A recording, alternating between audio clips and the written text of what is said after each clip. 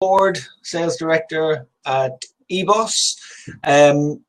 Today we are scheduled to be doing a webinar on jobs, but I think a good idea would just be to take a step back and look at the client side and how it integrates with the jobs, and then we'll look at the jobs.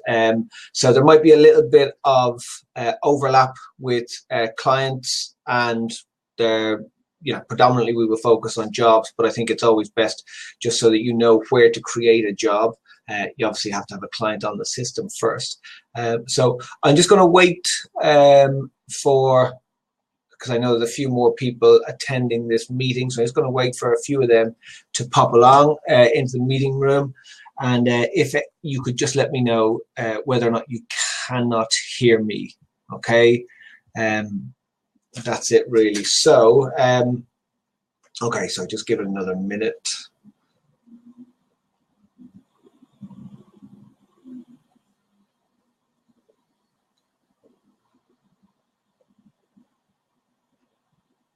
Okay, brilliant. Okay, so like I said, if you can't hear me, just let me know. Otherwise, I don't need everybody sending me saying, yeah, I can hear you, I can hear you. Okay, so if we start with the client area, obviously, in order to add a client, in order to add a job onto the system, you have to have an existing client on there already. So adding a client onto the system is pretty simple. I'll be covering this in more detail in another webinar, but the more you put into anything, software included, the more you will get out of it. So if you want to be quick, you can stick in company name, contact name, email address, press save.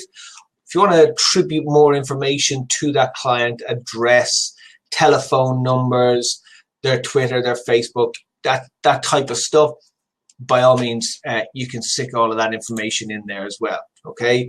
So once you've added the client onto the system, you'll then have a lovely client here. Okay. And if you've watched the webinar on candidates, you've got the telephone notes, making notes, diary reminders, and then you've got track. Track is very important. Obviously, it's going to tie in very nicely with the job side of things. Okay.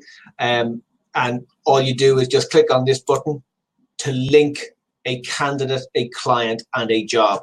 Obviously, we're on the client's page, so it's putting the client in there automatically. We would select the status, and then we would select the client and the job. Before we do all of that, let's go into eBoss as a client and add a job. Okay, so click on the name. It brings us into the grid view, stuff you should start to be becoming familiar with already. Okay, and then we go into the jobs page. So obviously in here, very quick way of just saying, so eBoss, let's go and say we're looking for a sales director. Okay, job source is, again, some people like to record where that information is coming from. Where did they get the job from? Was it a cold call? Was it an existing client? That type of stuff. Okay, so you can basically put in that sort of information in there. You can then also put in the skills that you want to attribute to that job. Okay, so the job title, the other skills that might be important to you, not important to all clients, but you can stick them all in there. Okay, put in your job spec. So obviously you can type in your job spec or you can copy and paste, but if you are copying and pasting a job, I highly recommend that you paste it into a notepad first. The reason being, everything looks pretty, be it on Word, Excel, Outlook, or on a browser page. It looks pretty because there's a lot of hidden code to make it look pretty.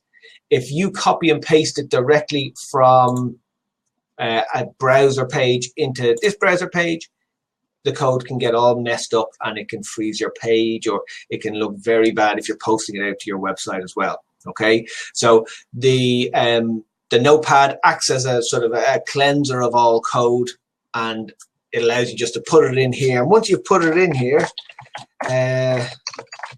you can bold it, you can bullet point it, do whatever you want in there, okay, so that it looks good on your your website, or just looks good for anybody who's looking at it in the company. Okay. Postcode. So if you want to be doing a search from the system, you can add in a postcode, you can add in the country, the region. All of these things are optional. Again, salary might be optional. Okay. Internal notes 1 and 2.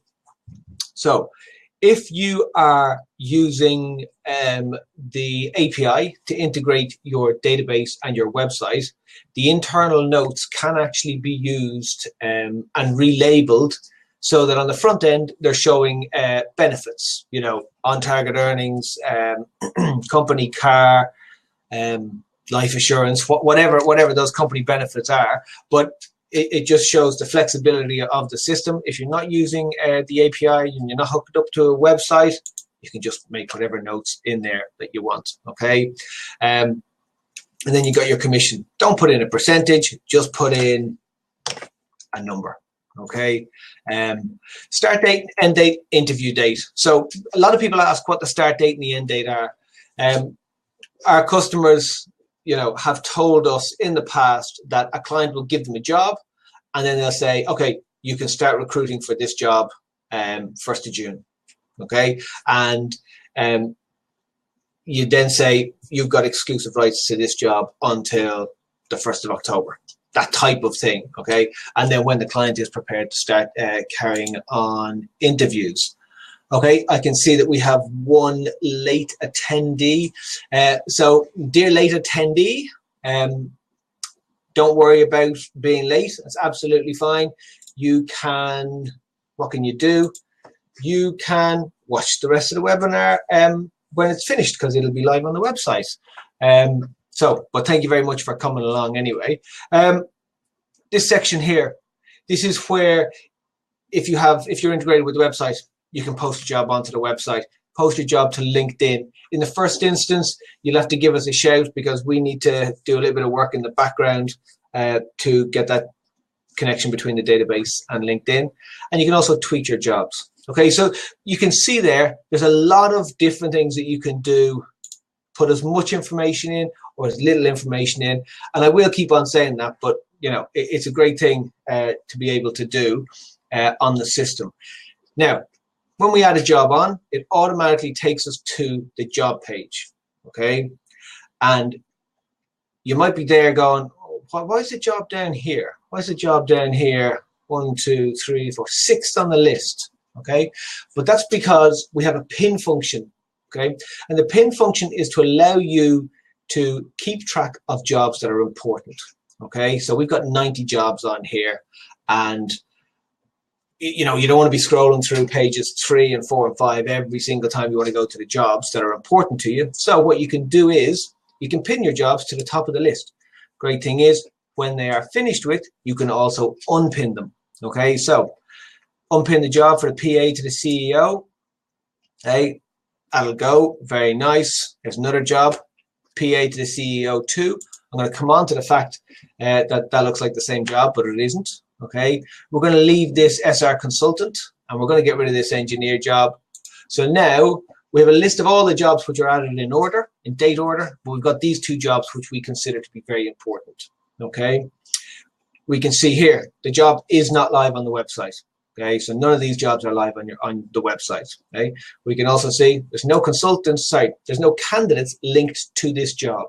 Okay, so if this job was live on your website and a candidate applied on your website, the great thing is that the candidate would automatically get added onto the database. A record would be created for them, and they would be in here as having made an application. You would also get a notification, whoever is allocated to the job.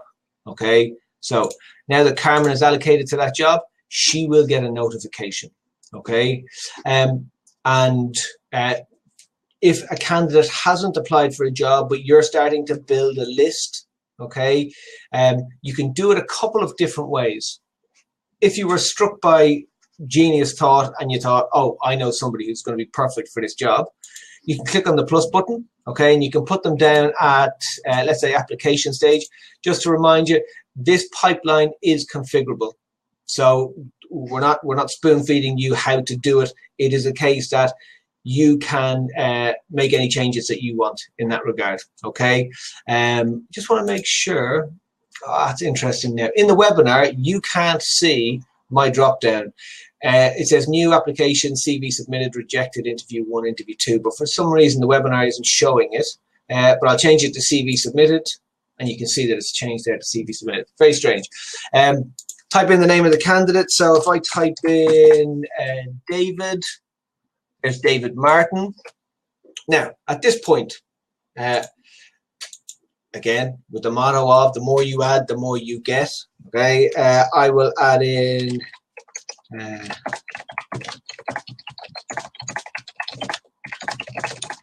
candidate should be nailed on for the job.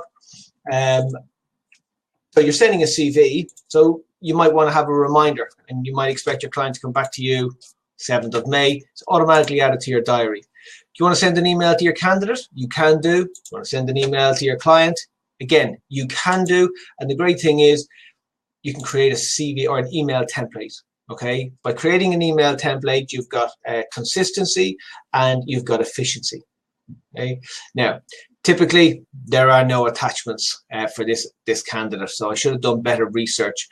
But if there were, they would appear here. Okay, and you would then be able to attach them, select them, and attach them. But in addition, if you let's just pretend you didn't have a document, you could take one from your desktop. Okay, so you can click on that little icon there and you can take one from your desktop. But let's keep it nice and simple and just submit it. And now what we've done is page is going to refresh and we can see David Martin, CV submitted for the Pink restaurant chain.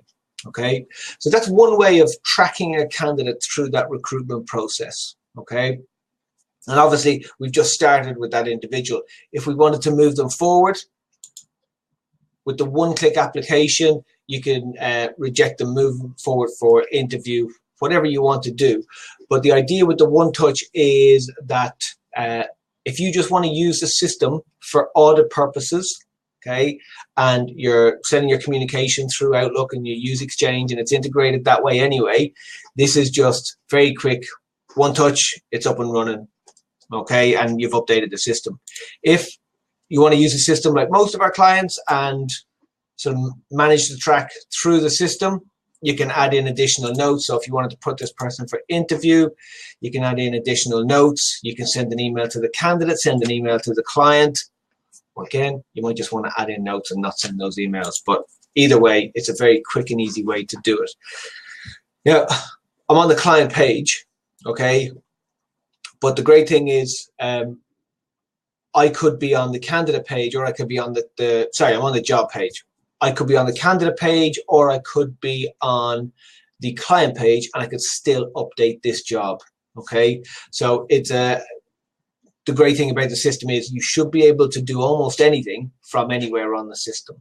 Okay, so we can see now there's one candidate that's linked to that job. Okay, one thing I didn't do, so my attention is drawn down here. It says contract. If I had put in permanent or temporary in relation to this job, it would show up here. Okay, so remembering the Pink restaurant chain for SR consultant, if I go onto the candidates page now, I'm going to select a bunch of candidates that I want to shortlist for that job. Okay, and I'm going to pick candidates who have no activity. So I'm just going to pick these 3 candidates. Okay, and I am going to go to shortlist management and press apply. So webinar. Now, the name of the client is the Pink restaurant chain, and the job is SR 2017. Okay. So what I'm doing now is I'm creating a shortlist, okay, but I'm also creating a track event. So the page again is going to 3 candidates, okay, Louise, William, and Karen, all now are on a shortlist, but they're all linked to that client very quickly.